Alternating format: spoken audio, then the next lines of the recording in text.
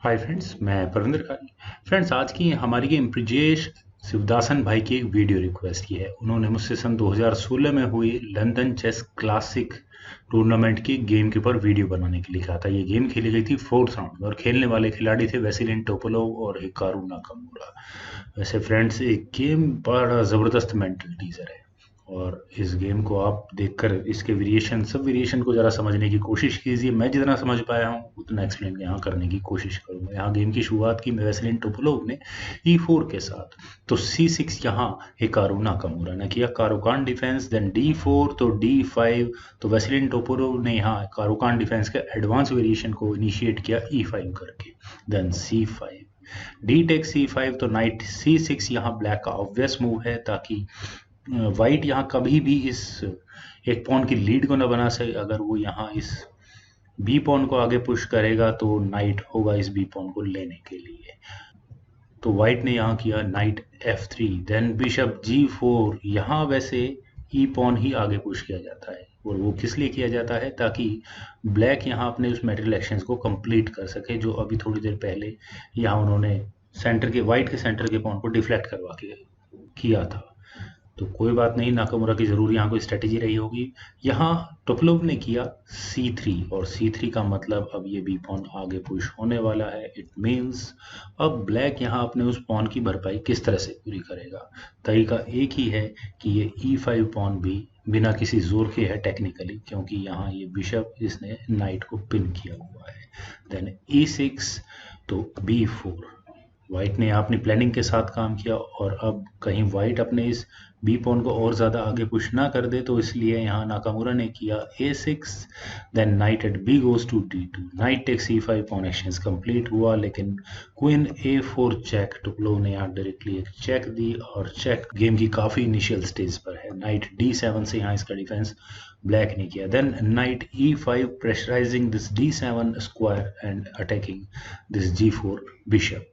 तो नाकामुरा ने यहाँ किया knight at G goes to F6, अपने इस D6 स्क्वायर को सिक्योर भी किया और इधर बिशप पर डिफेंस भी बनाया। तो अब वाइट यहाँ क्या कर सकता है? वाइट चाहे तो मेटल एक्सचेंज कर सकता है, नाइट एक्स G4 होगा, knight x G4 then bishop, बाकी फर्दर डेवलपमेंट हो सकती है। लेकिन यहाँ टोपलोव ने किया था C4 और वो यहाँ सेंटर में जो पॉन्स है, ये पॉन चेन है, इनको ब्रेक करने की कोशिश कर रहे हैं। A5 और A5 का मतलब फ्रेंड्स, कम से कम ब्लैक यहाँ इस A5 में क्वीन को इतने अग्रेसिव स्क्वायर पर अफोर्ड बिल्कुल भी नहीं कर सकता। नाइट B3 यहाँ पहले वेसलिन ने किया तो A टेक्स B4, क्वीन पर अटैक गया तो क्वीन गई B5 स्क्वायर पर और इस क्वीन के B5 स्क्वायर पर आने के बाद सबसे पहले तो यहाँ इस B7 पॉन पर अटैक है। तो मेरे ख्याल से नाकामुरा को यहाँ क्वीन को C7 स्क्वायर पर ले जाने की ऑप्शन को जरूर कंसिडर करना चाहिए था। यहाँ से अगर ये गेम आगे बढ़ती है तो सबसे पहले ब्लैक की क्वीन का अटैक इस नाइट पर भी होता है। तो मान लो यहाँ से हम इस गेम को आगे बढ़ाएं तो व्हाइट के लिए क्या ऑप्शंस बचती हैं? मेरे ख्याल से नाइट टेक G4 अच्छी ऑप्शन होती। Knight take G4, then C takes D5, bishop C5 check, knight take C5, queen take C5, queen take C5, knight take C5 और यहाँ ये जो सब इंटरेक्शन हो रहा है काफ़ी अच्छा रहेगा। D take C6, F take C6, bishop B5 check, अगर मान लो वाइट यहाँ करे भी तो किंग F7 स्क्वायर पर चला जाएगा, देन रुक B1। और यहाँ आप देखेंगे कि ब्लैक के दोनों रुक्स कनेक्ट हो चुके होंगे और वाइट की डेवलपमेंट अभी वाइट का एक रुक कॉर्नर में ही फंसा हुआ है। और ब्लैक अगर ये गेम इस तरह से आगे बढ़ती है तो ब्लैक अपने रुक्स को सेकंड रैंक में पहुंचा देगा। रुक टेक्स A2 होगा, रुक टेक्स B4 अगर यहाँ होगा तो इतनी इजी लाइफ नहीं होगी वाइट के लिए। गेम बहुत ज़बरदस्त होगी ब्लैक के फेवर में। पर अभी यहाँ नाकामुरा ने किया था बिशप E7 और बिशप की E7 स्क्वायर पर ले जाने के बाद वेसलिन चाहते तो यहाँ पॉन एक्सचेंज कर सकते थे और सेंटर के पॉन्स को एलिमिनेट करने की कोशिश कर सकते थे, ठीक ठाक रहता। C टेक्स D5 होता, E takes D5, knight takes G4, knight takes G4, queen B4, queen takes B4। और वेसलिन ने यहाँ पहले किया C6 और उन्होंने यहाँ इस D7 स्क्वायर को नहीं छोड़ा है। B takes C6, knight takes C6 होने के बाद फ्रेंड्स अब कम से कम एक बात पक्की है कि ब्लैक कैसल तो बिल्कुल भी नहीं कर पाएगा, क्योंकि पहले तो यहाँ ब्लैक को अपनी क्वीन बचानी होगी। तो क्वीन गई C7 स्क्वायर पर, देन F3, बिशप पर अटैक बना, बिशप को बचाना होगा तो बिशप गया F5 स्क्वायर पर, देन नाइट टेक्स E7। और आप देख सकते हैं कि ब्लैक का किंग ये सेंटर में ही ट्रैप हो चुका है, कैसल तो बिल्कुल भी नहीं कर पाएगा। तो वेसलिन टोपलोव अपनी इस गेम स्ट्रेटेजी में बहुत हद तक मेरी नज़र में कामयाब हुए। और मान लो ब्लैक यहाँ किंग टेक्स E7 के ऑप्शन को कंसिडर करे, तो यहाँ ये गेम किस तरह से आगे बढ़ेगी।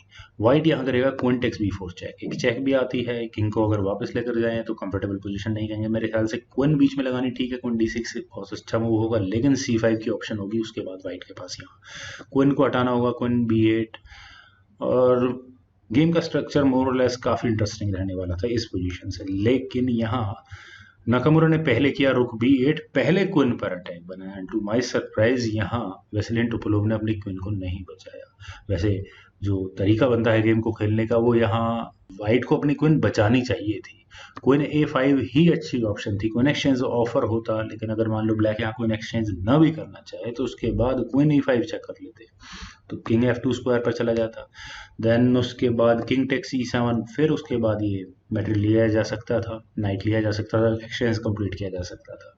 यहाँ ये B4 पॉन भी डिफेंस पर रहता, बिशप D2 जैसी कोई ऑप्शन कंसिडर की जा सकती थी, D टेक्स C4 होता, नाइट पर अटैक बनता, और काफी इंटरेस्टिंग वेरिएशन मेरी नजर में यहाँ निकल कर आता है।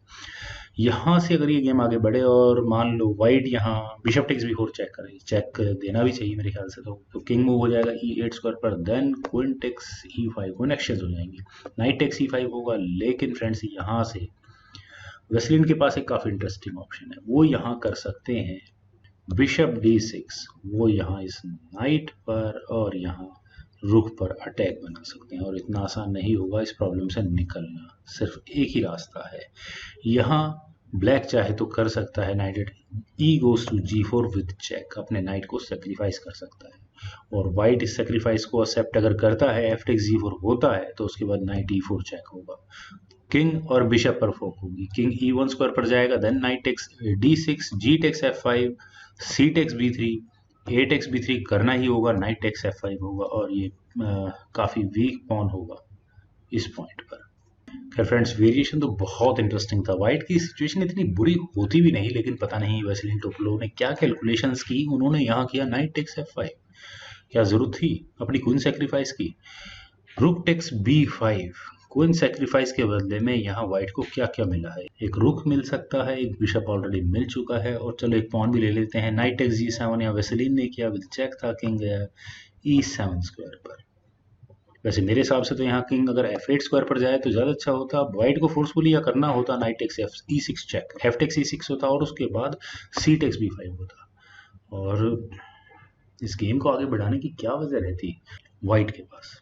खैर यह टोपोलोव ने अपने किंग को E7 स्क्वायर पर प्लेस किया, देन C टेक्स B5। अगर मैं बात करूं, एक काफी वीक पासर है व्हाइट के पास उस क्वीन सेक्रीफाइस के बाद, तो इतना स्ट्रांग नहीं है। यहाँ अब नाकामुरा मेरे ख्याल से रुक को G8 स्क्वायर पर ले जाने की ऑप्शन को कंसिडर कर सकते थे, और अपने रुक को एक्टिव गेम प्ले में ला सकते थे, बिशप H6 जैसा कोई मूव चला जा सकता था। नाइट तो फंसा ही हुआ है ना, नाइट C6, चलिए छोड़िए फ्रेंड्स, आइए वही देखते हैं जो गेम में हुआ था। यहाँ ब्लैक ने पहले किया था night C5, then bishop B2 square पर, और यहाँ इस नाइट पर प्रेशर है किसी तरह का, नाइट कह सकते हैं पिन ही है, तो knight takes B3, A takes B3, then queen गई A4 स्क्वायर पर, और अब क्या व्हाइट यहाँ अपने इस B पॉन को आगे पुश कर सकता है, इतना स्ट्रांग नहीं है ये। यहाँ टोपोलोव ने किया था बिशप E2 और कैसल करने की तैयारी है, रुक C8, और फ्रेंड्स अगर यहाँ पर व्हाइट कैसल कर लेगा तो ब्लैक का अगला मूव क्या होने वाला है आपको नजर आ ही रहा होगा, दोनों बिशप्स पर काफी ज्यादा स्ट्रॉन्ग फॉक होगी। मेरे ख्याल से G3 का ऑप्शन भी बुरी नहीं थी, क्वीन पर अटैक बनता, और क्वीन चलो E3 स्क्वायर पर अगर हम हटा भी देते हैं तो bishop takes F6 check, king takes F6 करना ही होता है यहाँ पर ब्लैक को, तो नाइट H5, और ये नाइट एक्टिव गेम प्ले में आ सकता था।